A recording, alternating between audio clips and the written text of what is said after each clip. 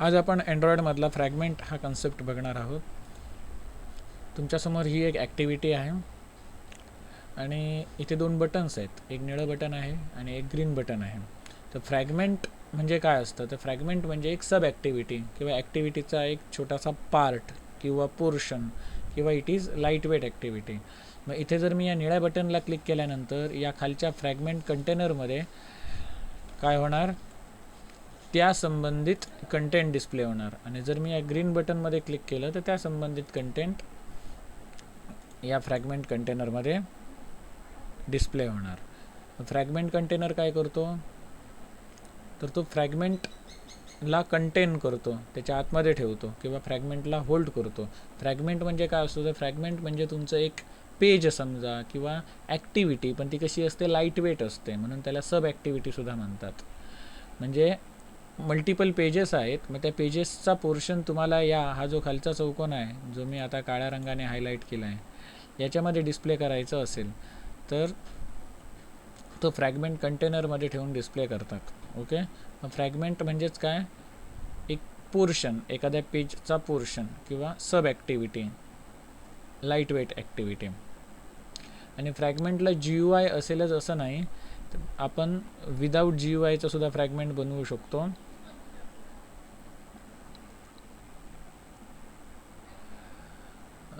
तर आपण आता जास्त वेळ न घालवता सुरुवात करूया डिझाईन करायला हा इंटरफेस. अँड्रॉइडचं एक नवीन ॲप्लिकेशन इथे बनवलेलं आहे आणि त्याच्या मेन XML फाईलमधला हॅलो वर्ल्ड शब्द काढून टाकतो आणि याच्यामध्ये लेआउट मी कुठली वापरणार? कन्स्ट्रेंट लेआउट आहे, त्याऐवजी मी काय करतो? इथे लिनियर लेआउट करतो. कन्स्ट्रेंट लेआउटला राईट क्लिक केलं आणि कन्वर्ट व्ह्यू याच्यावर क्लिक करतो आणि लिनियर लेआउट करतो. ओके. आता ही जी लिनियर लेआउट आहे ती कशी आहे? हॉरिझॉन्टल आहे. मला याला वर्टिकल करायचं आहे. मग इथे बघा, convert orientation to vertical. Okay. आता या लिनियर लेआउटमध्ये मला दोन बटन्स ॲड करायचे आहेत. मग हे पहिलं बटन आणि हे दुसरं बटन. हे बटन एकदम बॉर्डरला चिकटलेले दिसतात, म्हणून मी काय करतो? इथे मार्जिन देतो. मार्जिन देण्यापेक्षा म्हणजे दोन बटनला मार्जिन देण्यापेक्षा या बटनच्या खाली परत कंटेनरसुद्धा येणार, फ्रॅगमेंट कंटेनर. मग ह्या तिघांना मार्जिन देण्यापेक्षा हे तिघं ज्याच्यामध्ये आहेत त्या लिनियर लेआउटला पॅडिंग दिलेली बरी.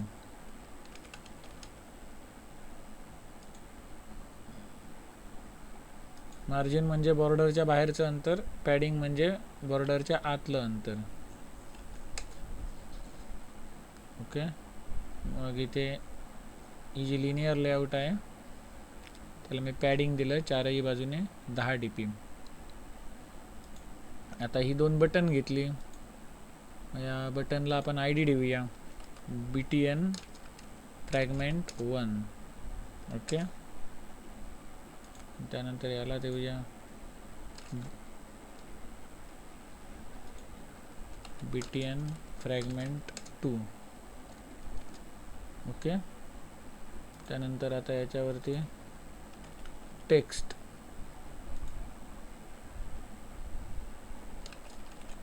फ्रॅगमेंट 1, याच्यावरती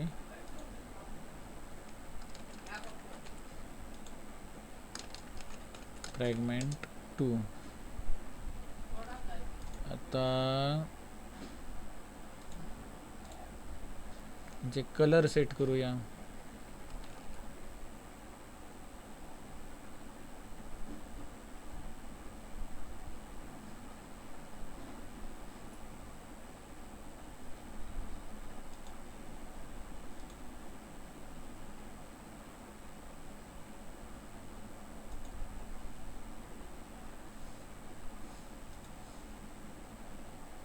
ओके, हा बरा दिसतो.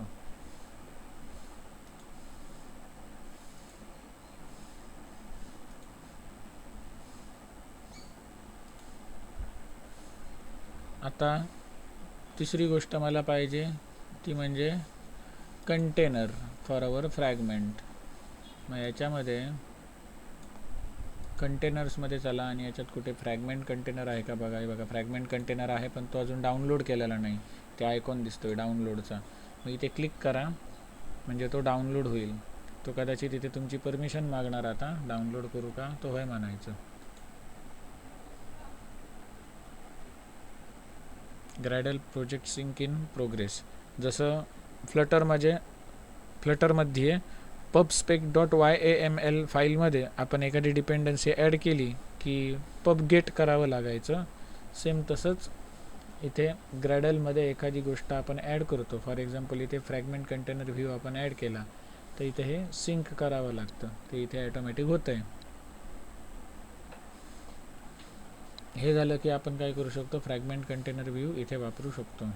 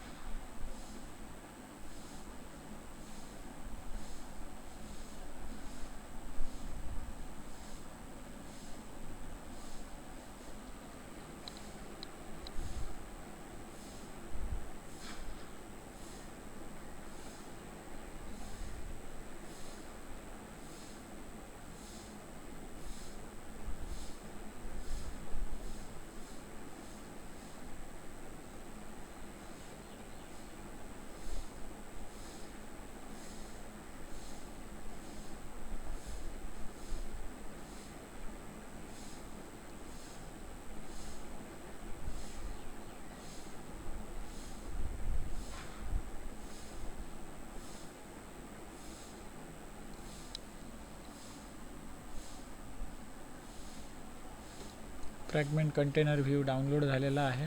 तो आता मी इथे ड्रॅग ड्रॉप करून इथे ठेवायचा प्रयत्न करतो.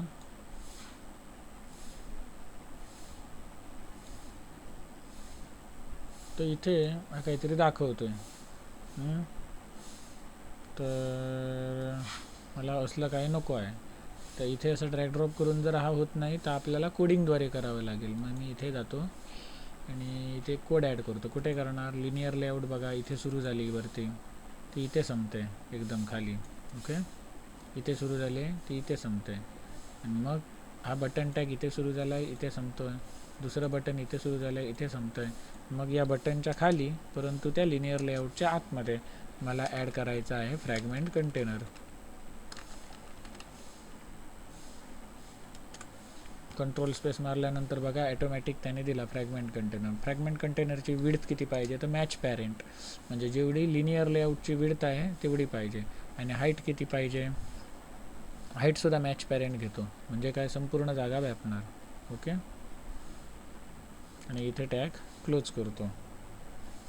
अजून तुम्हाला जर काय प्रॉपर्टी द्यायच्या असतील तर तुम्ही इथे कोडिंगने देऊ शकता किंवा इथूनही देऊ शकता, जसं आपण रेग्युलर देतो तसं. फ्रॅगमेंट कंटेनर व्ह्यू आहे, याला आय डी देतो फ्रॅग कंटेनर. ओके,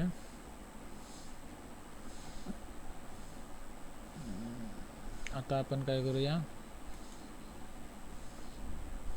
इकडे ऑब्जेक्ट बनवायला घेऊया. बटन btn frag1 असं आपण देऊया इथे. बटन btn frag2, किंवा ही दोन्ही बटन आहेत ती आपण एकासमोर एक पण लिहू शकतो अशी. बटन इथे इम्पोर्ट केलं पाहिजे. हे नो युसेज वगैरे दिसतं ते हिंट आहेत, ते मी घालवून टाकतो राईट क्लिक करून, हाईड ऑल करून. आता ही जी बटन्स आहेत ती मला इनिशियलाइज केली पाहिजेत. कुठे, तो ऑन क्रिएट मेथडमध्ये. ऑन क्रिएट मेथडचं ब्रॅकेट इथे संपतं, मग याच्या आतमध्ये मला केली पाहिजेत. btn1 is equal to find view by I D r.id. btn frag1. Okay, असंच सेम मी btn2 साठी करणार. btn frag2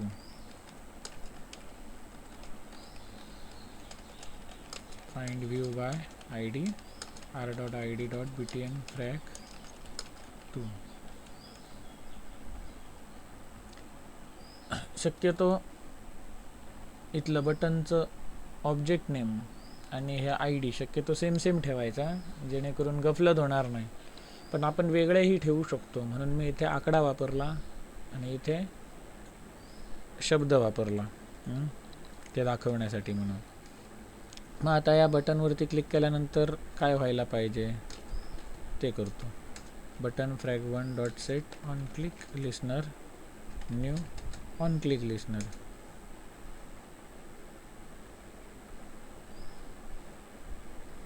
असंच सेम मी बटन 2 साठी करणार.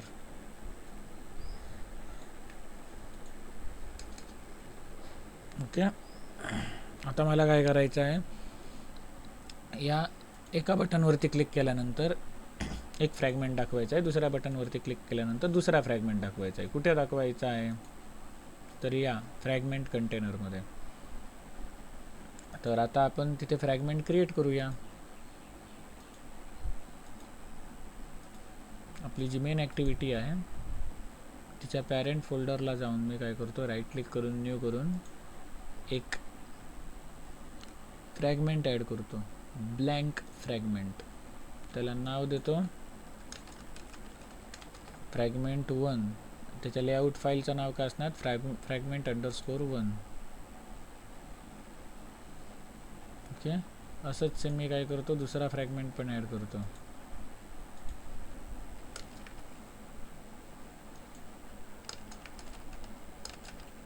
त्याच्या लेआउट फाईलचं नाव fragment_2. मग पहिलं यांच्या ज्या XML फाईल्स आहेत या डिझाईन करतो. तर याच्या आतमधला जो कोड आहे XML फाईलच्या आतमध्ये हे टेक्स्ट व्ह्यू आहे, आणि हे सेंटर वगैरे आपण एडिट करायला जरा उगाच वेळ जाणार. त्याच्यापेक्षा मी काय करतो, ह्या फ्रेम लेआउटला काय करतो, कन्स्ट्रेंट लेआउटमध्ये करा किंवा लिनियर लेआउटमध्ये करा, कसं पण करा, तुमच्यावर आहे. समजा कन्स्ट्रेंट लेआउटमध्ये केलं आणि त्याच्या आतमध्ये जर तुम्ही ते टेक्स्ट टाकलात आणि त्या टेक्स्टला चारही बाजूने असं कन्स्ट्रेंटने बांधलात, तर ते मग सेंटरला दिसेल.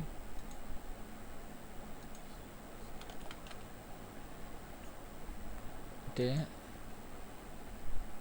टेक्स्टमध्ये मी काय लिहितो, इथे fragment1 असं लिहितो, आणि याची साईज वाढवूया आणि बॅकग्राऊंड कलर देऊया फ्रेमला. मागचं जे कन्स्ट्रेंट लेआउट आहे त्याला बॅकग्राऊंड कलर देऊया. मी हे कन्वर्ट केलं आहे कन्स्ट्रेंट लेआउटमध्ये, परंतु हे जुन्या लेआउटचं, फ्रेम लेआउटचं इथे नाव तेच राहिलं ना, इथे आय डी, म्हणून तो दिसतो. ॲक्च्युली आहे कन्स्ट्रेंट लेआउट, या आयकॉनवरून आपण समजू शकतो. बॅकग्राऊंड काय करूया, जो बटनला कलर दिलेला तोच. बटनला कुठला होता,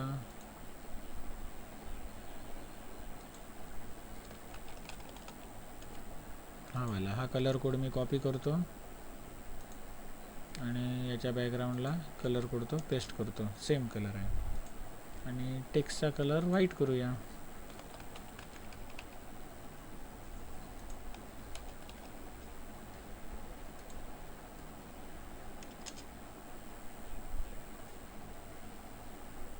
झालं. सेम असंच मी fragment2ला करतो. फ्रेम लेआउट आहे त्याला आपण कन्स्ट्रेंट लेआउटमध्ये टाकूया.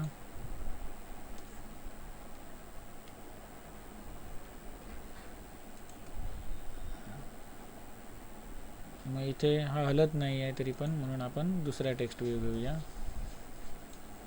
फ्रेम लेआउटमध्ये टाकूया. त्याला चारही बाजूने कन्स्ट्रेंटने बांधूया, म्हणजे तो इथे 000 चारही बाजूने दिल्यावर तो सेंटरला येईल.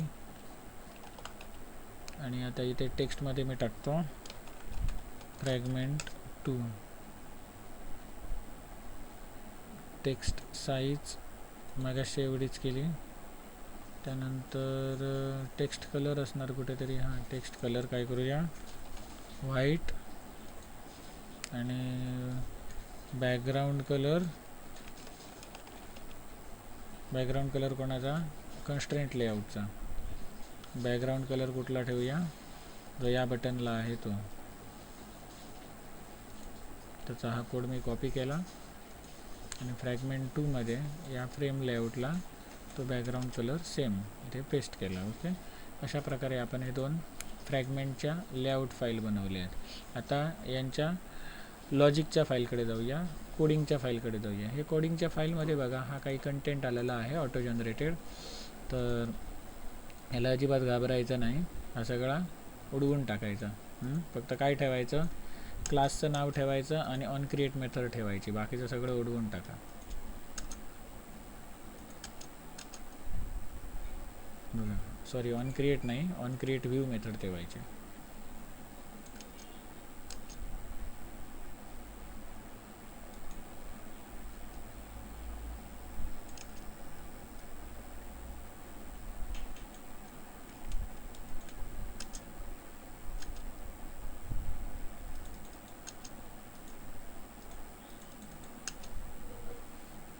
फ्रॅगमेंट म्हणजे सांगितल्याप्रमाणे काय, लाईट वेट ॲक्टिव्हिटी आहे.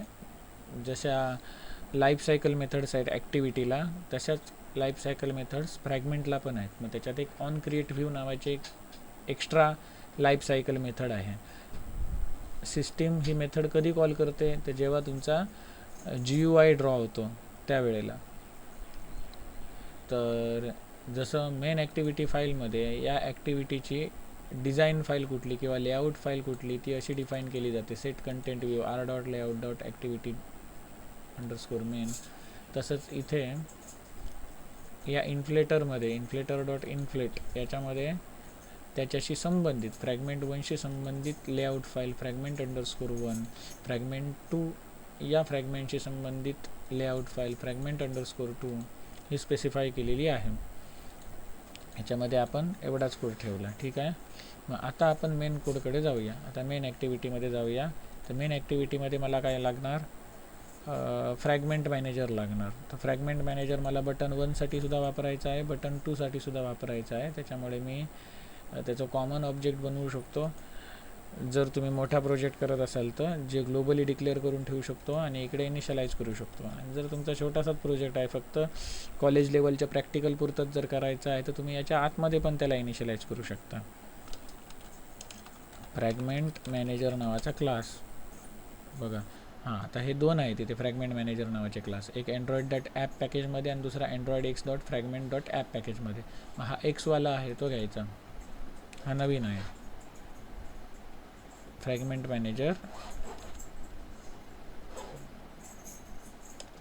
Manager is equal to get support fragment manager हा घ्यायचा. गेट फ्रॅगमेंट मॅनेजर हा पूर्वी घेतला जायचा, जुनी झाली मेथड, नवीन सध्या ही वापरायची. Gate support fragment manager. Okay, आता आपल्याला हे जे ऑब्जेक्ट मिळालं फ्रॅगमेंट मॅनेजर, ह्या ऑब्जेक्टच्या वेगवेगळ्या मेथड्स आहेत. मग त्याच्यामध्ये एक आहे बिगिन ट्रान्झॅक्शन, जी काय रिटर्न करते, फ्रॅगमेंट ट्रान्झॅक्शन. मग फ्रॅगमेंट ट्रान्झॅक्शनचं ऑब्जेक्ट रिटर्न करते, ते आपण इकडे स्टोअर करूया. फ्रॅगमेंट ट्रान्झॅक्शन कुठलं घ्यायचं, याच्यातलं एक्सवालं. फ्रॅगमेंट ट्रान्झॅक्शन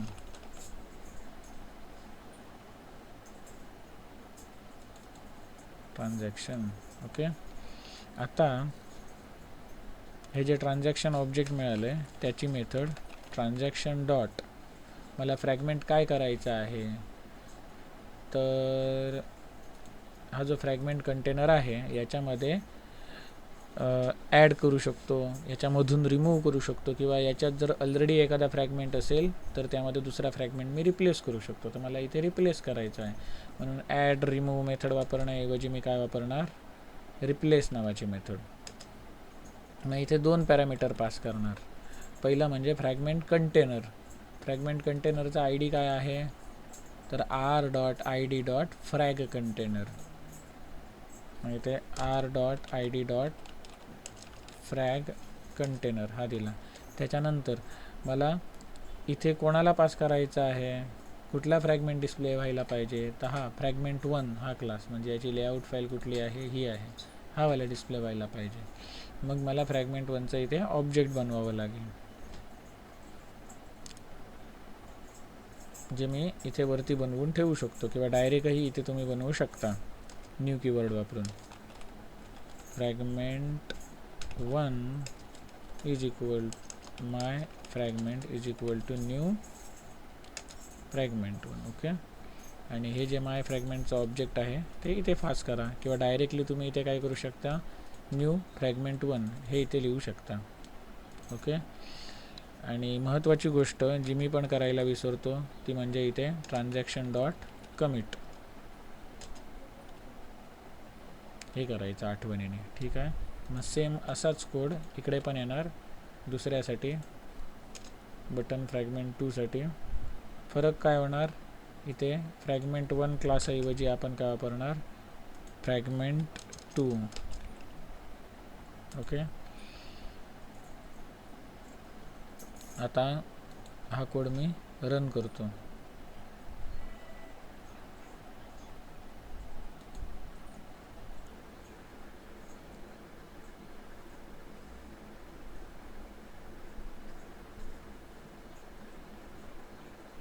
इथे ॲप्लिकेशन लॉन्च झालेलं आहे.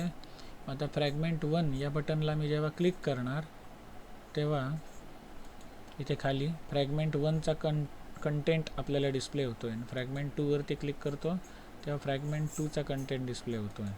म्हणजे हे तुमच्यासमोर आहे कुठली फाईल, तर मेन ॲक्टिव्हिटी आहे जी ही आहे. आणि याच्या आतमध्ये तुम्हाला कुठला कंटेंट दाखवला जातो आहे, फ्रॅगमेंट 1 बटनला क्लिक केल्यानंतर ही सब ॲक्टिव्हिटी दिसते आणि फ्रॅगमेंट 2 बटनला क्लिक केल्यानंतर ही सब ॲक्टिव्हिटी दिसते. ओके. मग ही सब ॲक्टिव्हिटी म्हणजेच काय, फ्रॅगमेंट. मग ही जी मेन ॲक्टिव्हिटी आहे तुमची त्याच्यातला एक छोटासा तुकडा, किंवा त्याला लाईट वेट ॲक्टिव्हिटी, सब ॲक्टिव्हिटी असं म्हटलं जातं. अशा प्रकारे या एक्झाम्पलवरून तुम्हाला फ्रॅगमेंट हा कन्सेप्ट लक्षात आला असेल. धन्यवाद.